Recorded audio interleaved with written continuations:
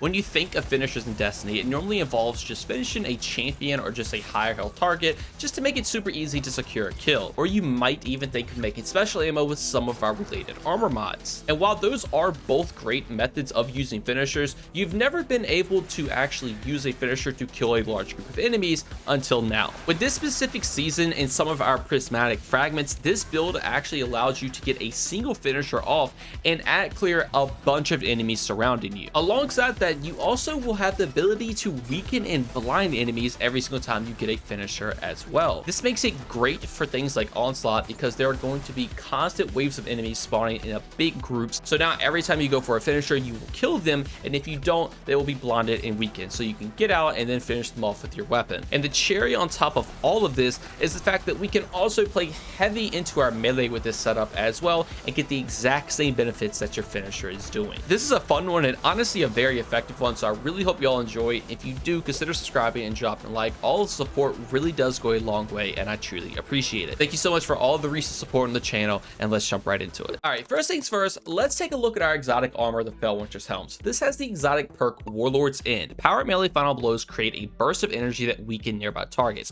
Finisher and final blows against more powerful targets increase the radius of the burst and the length of the weakening effect. So we could not start our finisher based build off without taking Felwinter's Helm. This is what's going to allow you to apply that weaken and blind, or technically disorienting if you want to call it the correct thing, but essentially every single time you get a finisher or a power melee kill, enemies around you are blinded and weakened. This weaken is actually a 30% weaken, which is one of the strongest in the game. And not only does this make it very good for your ability to kill enemies with the finisher, it's nice if you don't kill the enemy, your teammates can also get 30% more damage to them. But like it said, finishers aren't the only thing. Your power melee will also have the ability to do the exact same thing, and your melee is going to play a very crucial part of this build as well. Let's take a look at the subclass and talk about how this is going to further play into things.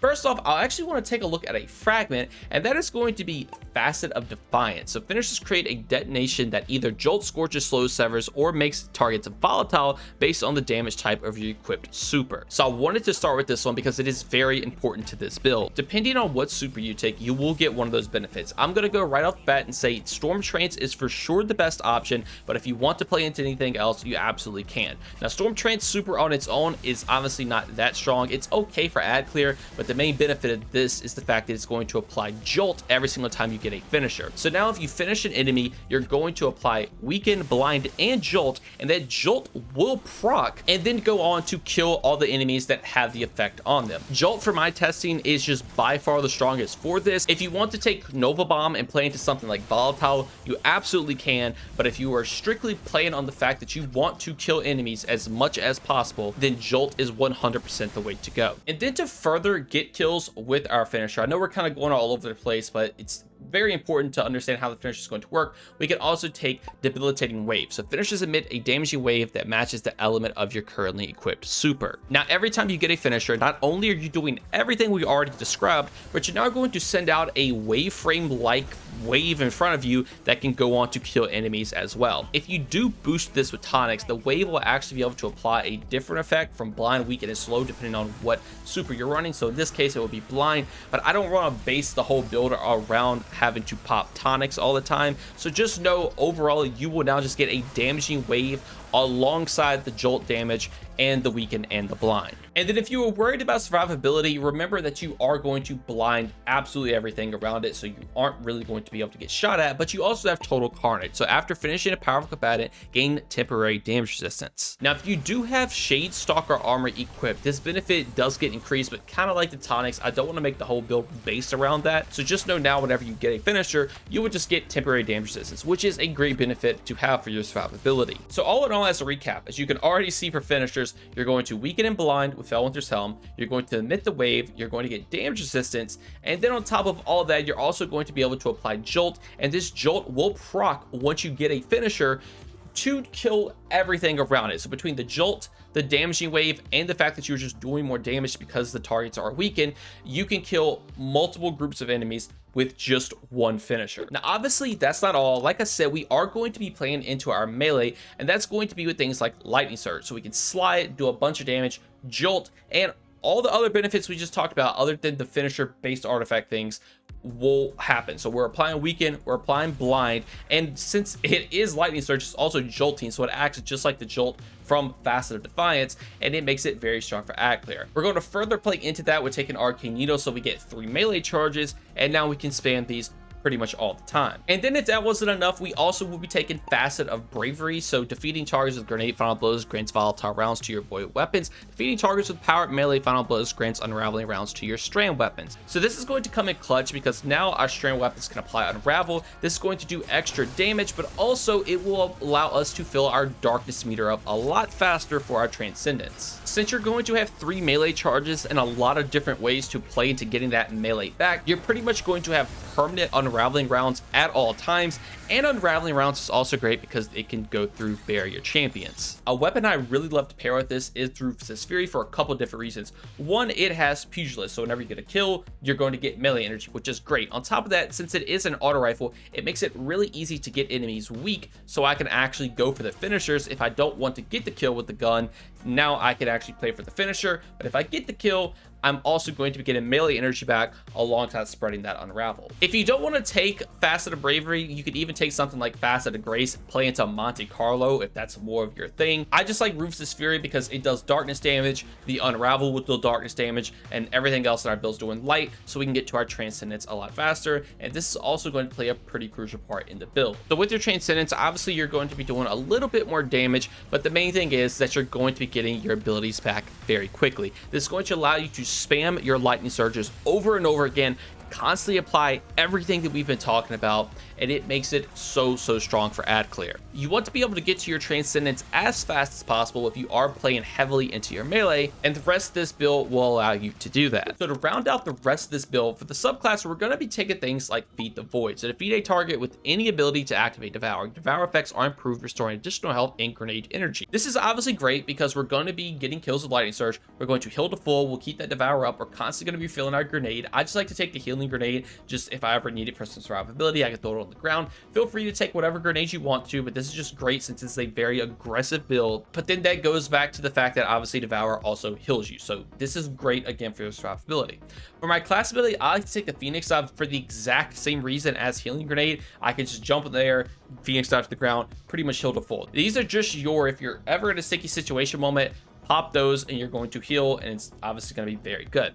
But other things for your survivability, things like faster protection, so while surrounded by combatants you are more resistant to incoming damage, while transcendence this effect is increased. You're always going to be surrounded by combatants with this setup, so it's always going to be procced, and also again when you're in transcendence, this will affect even more. You're getting the damage resistance as well from things like Total Carnage, so all this will stack together to make you very tanky. Next up is Facet of Balance. So whenever you defeat targets with light damage, it grants melee energy. Rapidly defeat targets with darkness damage grants grenade energy. So since our melee is going to be doing light damage, our finishers are also primarily going to be doing light damage as well. This just means now we're going to be getting a bunch of melee energy back, which is very good. Now if we're rapidly defeating targets with darkness damage, say something like our Rufus's Fury, not only are we granting melee energy because of Pugilist, but we also are going to be granting grenade energy, which is great. Pairing that with Devour, you also have infinite healing grenades with this build as well. And then finally is Facet of Devotion. So rapidly defeating targets with stasis or strain debuffs grants bonus light transcendence energy. Now you might be wondering why I'm taking this, since we are playing heavily into light alongside also just darkness, so it's pretty evened out. But what I've noticed from playing this build a lot is the fact that when you have Unravel everywhere and you also are dealing damage to Rufus's, your darkness meter charges a lot quicker than your light meter. Now your light meter does charge fairly quick as well, but this just kind of evens it out, I would say. So now you can just actually get to your transcendence a lot quicker at the same time. Now if you want to swap this out for literally anything else, you absolutely can. Things like Facet of Dawn could be good because you get radiant. Things like Facet of Hope's also not bad because you're going to be amplified because of lightning surge alongside with Devour. This is going to be proc, so you just get more class ability.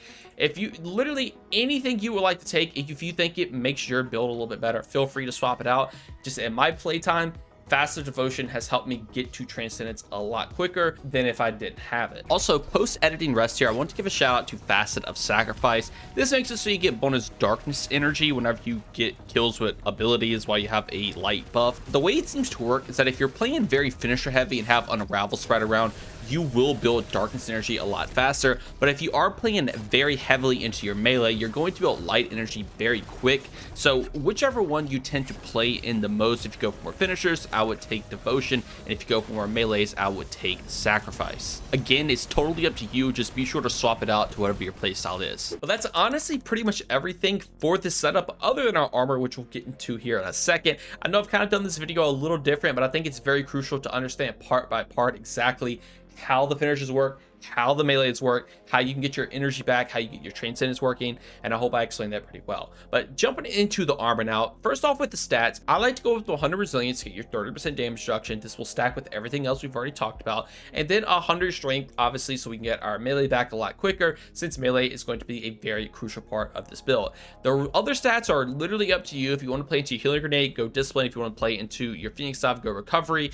I literally like to take recovery just to get the phoenix salve a little bit quicker, because I can use it as a movement tool more. But if you want to be more of a support player, or if you're playing into a different grenade, feel free to take more discipline with this setup. Now for the armor mods, this is what I'm running if you like to copy it down, but if you want a more in-depth detail, I like to take a strand siphon so my Rufus can make orbs of power. Orbs is going to be very good for this build. Alongside that, a dynamo so I get my super cooldown reduced whenever I use my class ability. If I'm being completely honest, you don't really need to use this. If you want to take something like a heavy ammo finder, feel free to do so. Again, your super is going to be storm trance, which is good for ad clear, but other than that, you're not really using storm trance for that much else. Now also, I just have a powerful friends because I had some energy left over, so this can just help your teammates out if you are picking orbs up, which you will be doing quite a lot, so this is just great to have.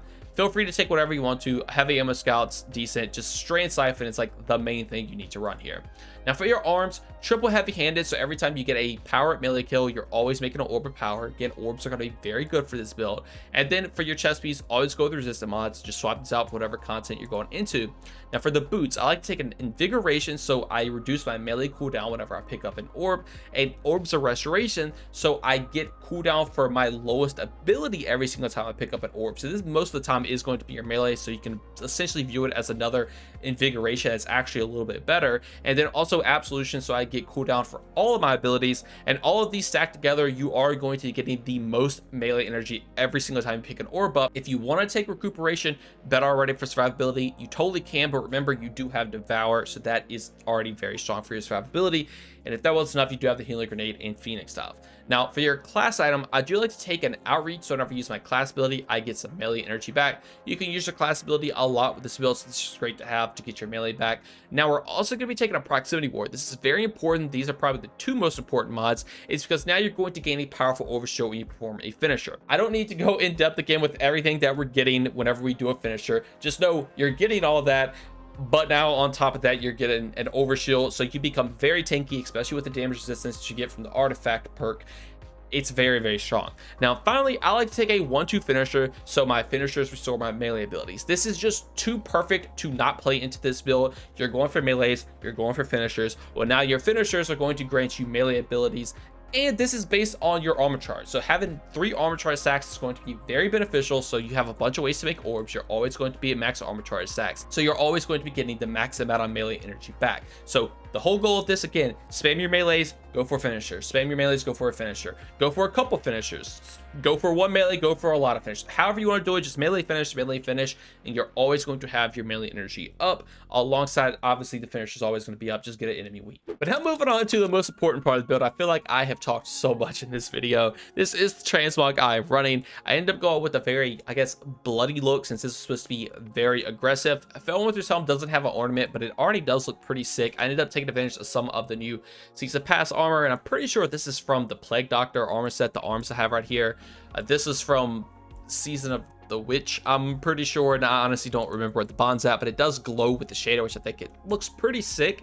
And overall, I think this does look pretty cool. So if you want to make your warlock look like this, definitely be sure to copy it down. Anyway, though, that's going to do it all for me. Let me know what you all think about this build in the comments below. When I saw the artifact perks, I knew this is for sure one I wanted to set up. It is a ton of fun. The fact that you could just kill groups of enemies with a finisher is just so cool to me, because it really changes the way how you would normally use a finisher. I know Titans have things like Severance and Closure, which also does kind of the same thing, but I honestly do believe Warlock has the best finisher build, because it also plays a very supportive role with applying that blind and weaken. Overall, this build is just a ton of fun. It's definitely one I would recommend you all try out, and I wish you all the best of luck on putting this build together for yourself. I want to thank you all so much for watching, and I hope you all have a great day.